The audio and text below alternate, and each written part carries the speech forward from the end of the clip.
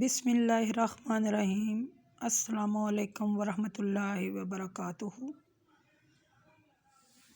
کیسے ہیں آپ سب؟ کیا حال ہے آپ سب کا؟ ٹھیک ہے؟ اللہ تبارک و تعالیٰ سے دعا ہے کہ اللہ تعالیٰ آپ پر ہمیشہ اپنی رحمتوں کے سائے رکھے۔ آج جو ہے وہ سورۃ بقرہ اس کی 3 آیات میں آپ کے سامنے پڑھوں گی، ان کا ترجمہ اور تفسیر۔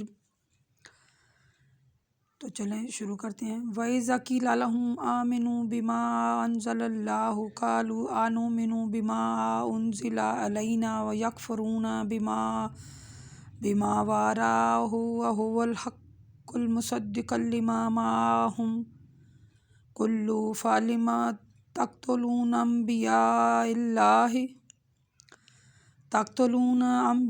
اللَّهِ مِنْ قَبْلُ إِن كُنتُم مُّؤْمِنِينَ وَلَقَدْ جَاءَكُم مُّوسَىٰ بِالْبَيِّنَاتِ ثُمَّ اتَّخَذْتُمُ الْعِجْلَ مِن بَعْدِهِ وَأَنتُمْ ظَالِمُونَ وَإِذْ أَخَذْنَا مِيثَاقَكُمْ وَرَفَعْنَا فَوْقَكُمُ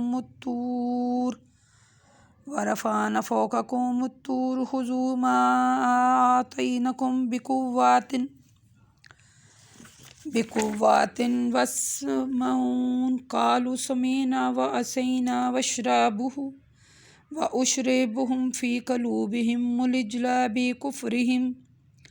بِكُفْرِهِمْ قُلْ بِإِسْمٍ يَأْمُرُكُمْ بِهِ إِيمَانُكُمْ إِن كُنتُم مُّؤْمِنِينَ۔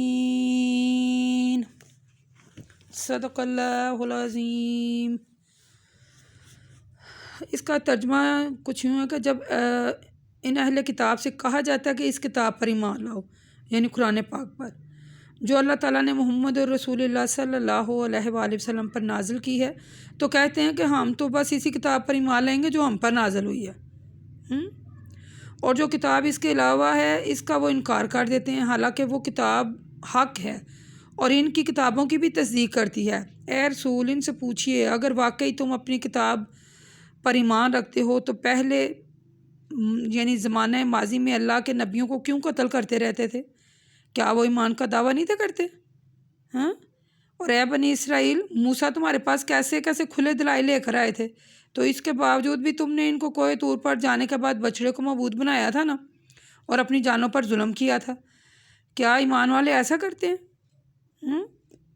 اے بنی اسرائیل، وہ وقت یاد کر جب ہم نے کوہ طور پر تم کو بلند کر کے تم سے مضبوط عہد لیا اور تم کو کتاب دی، اسے قوت کے ساتھ پکڑے رہنا، اور ہم نے تمہیں یہ بھی کہا تھا کہ جو حکم نہیں دیا جا رہا اسے مثلا جو تمہیں حکم دیا جا رہا ہے اسے غور سے سنو۔ تم نے کہا ہم نے سن لیا، اور دل تمہارے کہہ رہے تھے کہ ہم نافرمانی کریں گے، نافرمانی کریں گے۔ ان کے دلوں میں تو ان کو کفر کے سبب بچڑے کی محبت پیدا ہو گئی تھی، ٹھیک ہے۔ اے رسول، ان سے کہہ دیجئے کہ اگر واقعی تم مومن ہو تو تمہارے ایمان کو جس کا حکم دیتے ہو کیا وہ صحیح ہے؟ وہ مثلا بہت برا ہے؟ کیا صحیح ایمان بھی کبھی کسی کو برا کام کرنے کا حکم دیتا ہے؟ بات یہ ہے کہ یہ آیتیں بھی جو ہے نا یہ بنی اسرائیل کے حق میں ہی نازل ہوئی ہیں، یعنی کہ اللہ تبارک و تعالیٰ جو ہیں وہ کہہ رہے ہیں کہ قرآن مجید ان تمام علامات کا مصدق ہے جو ان کی کتابوں میں پائی جاتی تھیں۔ تو وہ مثلا قرآن مجید کو بھی پہچانتے تھے کہ وہ حق ہے، اور اس میں بشارتیں بھی دی گئی ہیں۔ قرآن پاک کی ان کتابوں کی تصدیق بھی کرتی ہے،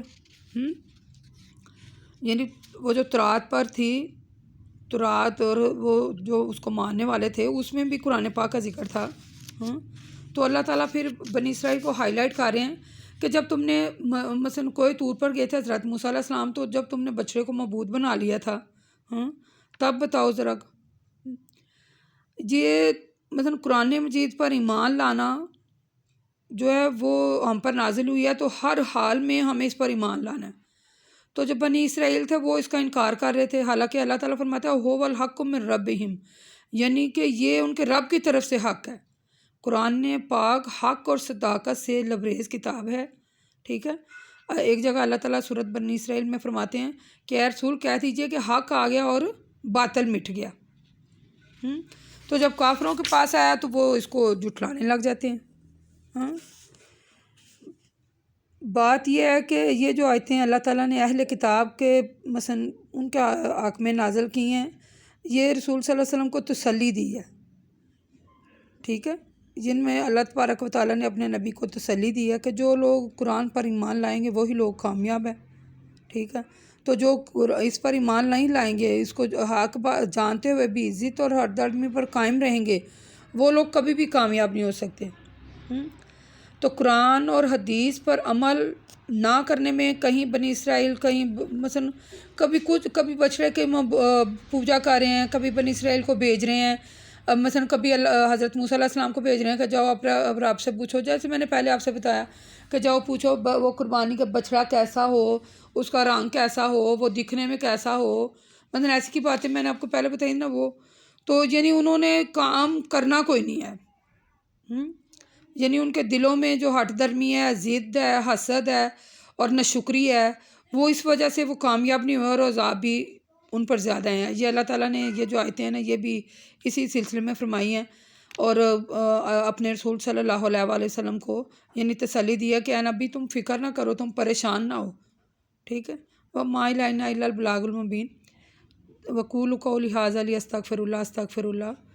اللہ تعالیٰ سے دعا ہے کہ اللہ پاک ہمیں صحیح پڑھنے کی توفیق دے اور عدل کرنے کی بھی توفیق دے، اور صرف اپنی زندگی قرآن اور حدیث کے مطابق ہی گزاریں۔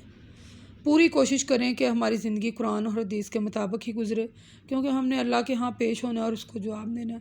اور یہ جو اللہ تعالیٰ نے ہمارا جسم مٹی کا بنایا ہوا ہے، اس نے ایک دن خاک میں مل جانا ہے، خاک میں ملنے کے بعد بھی وہ خاک ہماری پتہ نہیں کہاں اڑا دی جانی ہے۔